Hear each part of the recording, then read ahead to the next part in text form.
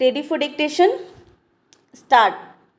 उपाध्यक्ष महोदय, आयोजन स्वाधीन भारत के कार्य संचालन का एक अंग बन गया है।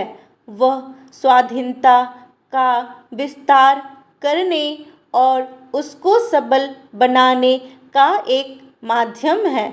संविधान में निहित गरीबी और असमानता हटाने तथा समाज को जर्जर परंपराओं और अंधविश्वासों से मुक्त करने के उद्देश्यों को प्राप्त करने के लिए हमने जो उपाय अपनाए हैं उनमें लोकतांत्रिक आयोजन एक प्रमुख साधन है।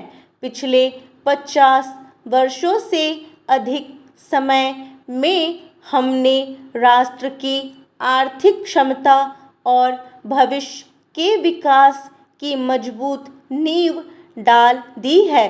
कृषि की उपज दोगुनी हो गई है और औद्योगिक उत्पादन तिगुना बढ़ गया है। जो नए उद्योग शुरू हुए हैं उनकी जानकारी सभी को है। इन उद्योगों तथा वैज्ञानिक अनुसंधान और तकनीकी प्रशिक्षण के संस्थानों के कारण हमारा आर्थिक विकास अपने ही सहारे आगे बढ़ने में सक्षम है।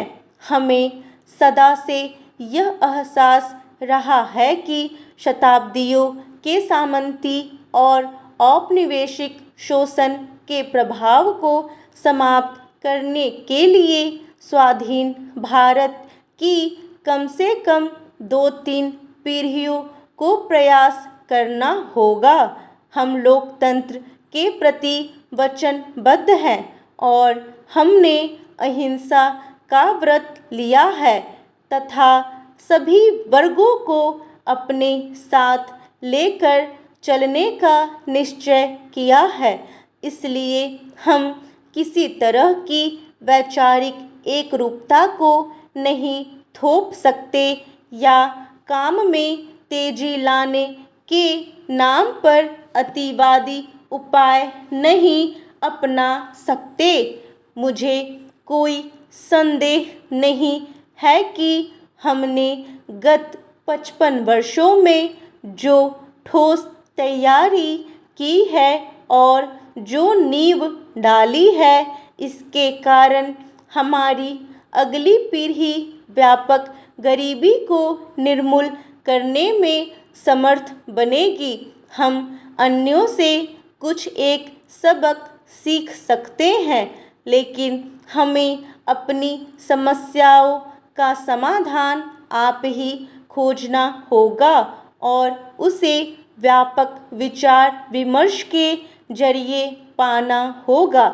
हमारी सभी योजनाएं इसी प्रकार तैयार की गई हैं। मुझे आशा है कि इस योजना सप्ताह के दौरान हमारे आयोजन के लक्ष्यों तथा विशिष्ट मुद्दों के बारे में व्यापक जानकारी से पूर्ण विचार विमर्श हो सकेगा। हम वर्तमान पंचवर्षीय योजना को पूरा करने ही वाले हैं। अब से कुछ माह बाद 11वीं योजना का प्रारूप राष्ट्रीय विकास परिषद और संसद में प्रस्तुत किया जाएगा। इस प्रारूप को तैयार करने में काफ़ी परिश्रम किया गया है।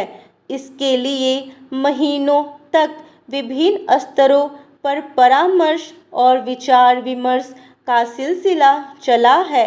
योजना केवल आंकड़ों, आवंटनों, लक्ष्यों और किसी विकास दर के अनुसार की गई गणनाओं का समेकन मात्र नहीं है। उपाध्यक्ष महोदय, आर्थिक विकास और सामाजिक न्याय परस्पर विरोधी उद्देश्य नहीं है।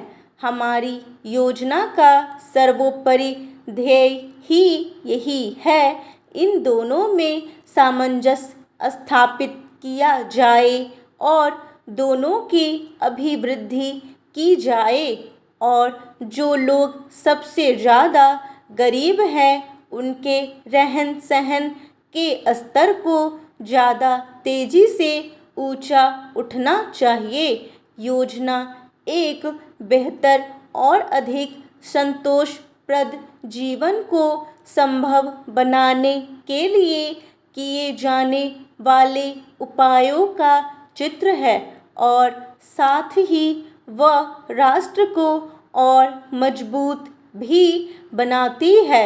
आज के अत्यधिक स्पर्धा वाले विश्व में हमारी राष्ट्रीय स्वाधीनता तभी सार्थक हो सकती है जब हमारी आर्थिक क्षमता सबलतर हो।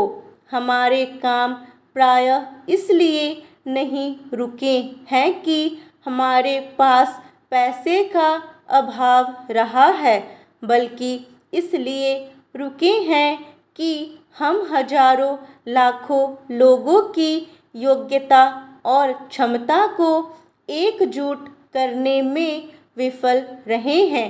कारण जो भी हो, लेकिन जनता और योजना के बीच दूरी बनी हुई है। हमारी आदत यह है कि हम योजना को बड़े बड़े कार्यक्रमों का पर्याय मान लेते हैं, लेकिन वास्तविक योजना की पूर्ति तब होती है जब देश के विभिन्न भागों में हमारे लाखों लोग छोटी बड़ी परियोजनाओं में, सार्वजनिक और निजी उद्यमों में आस्था और विश्वास के साथ कार्यरत होते हैं। मूल्य वृद्धि के कारण हमारे यहाँ के सभी वर्गों के लोगों को जो परेशानी हो रही है उसका मुझे बहुत दुख है। लोगों ने इस कठिन समय में जो धैर्य और सहनशीलता दिखाई है उसके लिए मेरे मन में बहुत आदर है। इस मूल्य वृद्धि के बहुत से ऐसे कारण रहे हैं जिन पर हमारा कोई वश नहीं था, लेकिन अर्थव्यवस्था को अस्थिर बनाने के लिए सरकार ने अनेक उपाय किए हैं।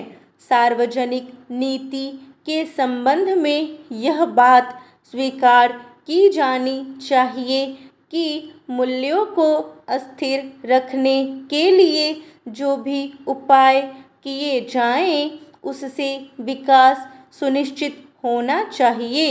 इसलिए अगली योजना में हमें अपने विकास कार्यक्रमों के लिए वित्तीय प्रावधान के ऐसे उपाय खोजने होंगे जिनसे मुद्रास्फीति न पैदा हो। वर्तमान स्थिति बहुत जटिल है। किसी वर्ग विशेष के हित के लिए अधीरता में कोई काम करके सही दिशा खो देना सरल होता है, लेकिन अगर हड़तालों या काम रोक देने के अन्य तरीकों के कारण कुछ मिलाकर राष्ट्र के हित को हानि होती है तो लाभ भी किसी भी वर्ग को नहीं मिलेगा।